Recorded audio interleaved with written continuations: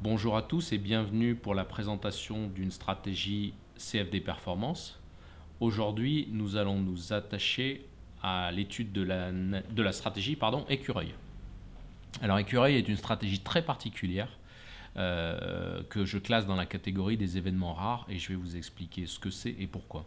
Avant de commencer, on passe en revue le graphique du CAC sur les 10 dernières années sur lequel on va étudier le comportement de notre stratégie pour vérifier sa cohérence par rapport au marché. Donc vous vous souvenez qu'entre 2004 et les plus hauts de 2007, on a un marché très haussier. Ensuite, la crise des subprimes jusqu'en début 2009 avec un marché d'une violence inouïe à la baisse.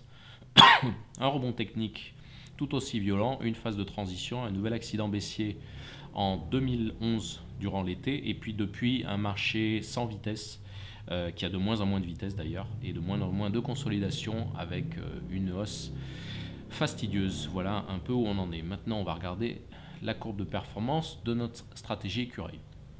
Alors, comme vous pouvez le constater, cette courbe de performance est très régulière. Maintenant, elle est assez particulière. Peut-être que ça vous saute aux yeux. C'est ces petits pics qu'on voit entre deux positions, des petits pics baissiers. Alors c'est tout simplement parce que c'est la caractéristique souvent de stratégies qui passent un petit peu de temps avec une perte et ensuite qui sortent avec un gain. Donc c'est typiquement de la contre-tendance.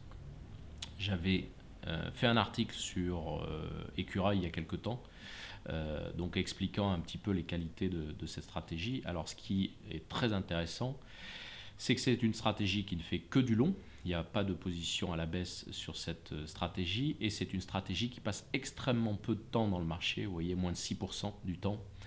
Sur les 10 années, c'est à peine 8 mois. Donc c'est vraiment une stratégie qui est particulière. Elle peut passer une très longue période sans être dans le marché, jusqu'à 26 jours par exemple.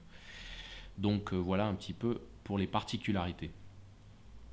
Ici, une autre particularité, c'est effectivement un taux de réussite exceptionnel avec donc 80% de taux de réussite sur 1000 trades sur les 10 années. Sans surprise, des gains qui sont assez faibles avec éventuellement des pertes qui sont un petit peu plus importantes. Ça, c'est la particularité des stratégies de contre-tendance.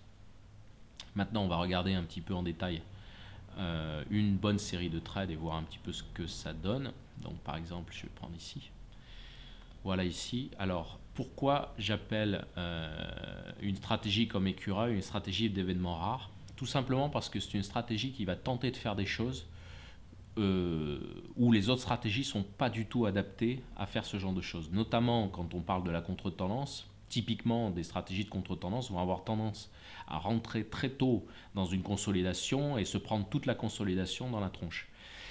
Une stratégie comme écureuil, il y a des filtres qui sont très importants et qui filtrent la plus grande partie de la baisse et qui va faire intervenir écureuil tardivement dans les baisses et vraiment essayer de capitaliser sur les rebonds de fin de mouvement.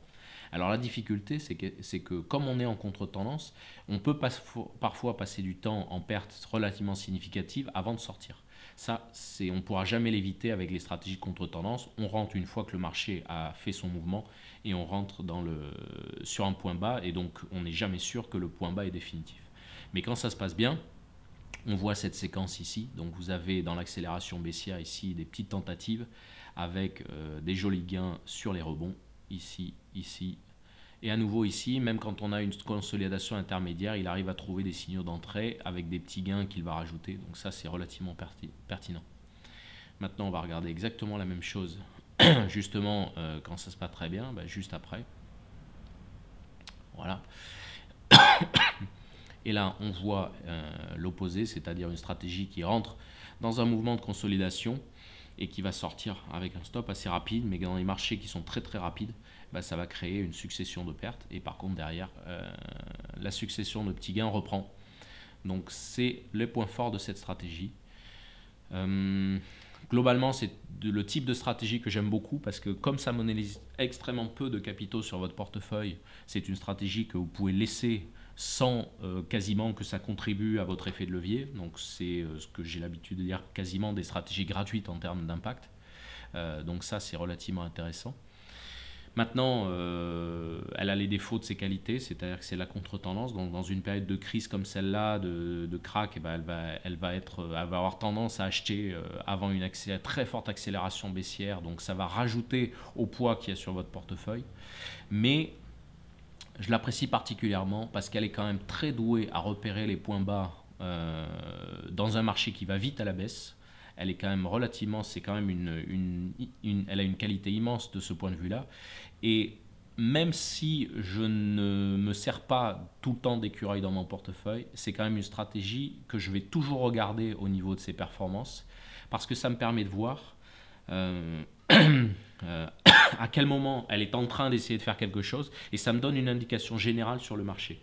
À savoir que l'une des périodes les plus profitables, c'est effectivement après une très forte baisse, la période de rebond qu'il va avoir derrière.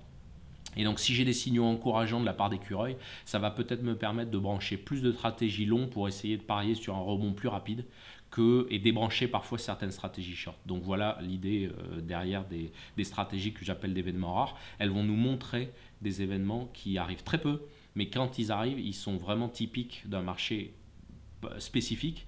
Et cette spécificité, il faut s'en servir pour ajuster son portefeuille de manière subtile pour essayer de tirer profit au maximum de ce qui se passe. Voilà pour la stratégie écureuil.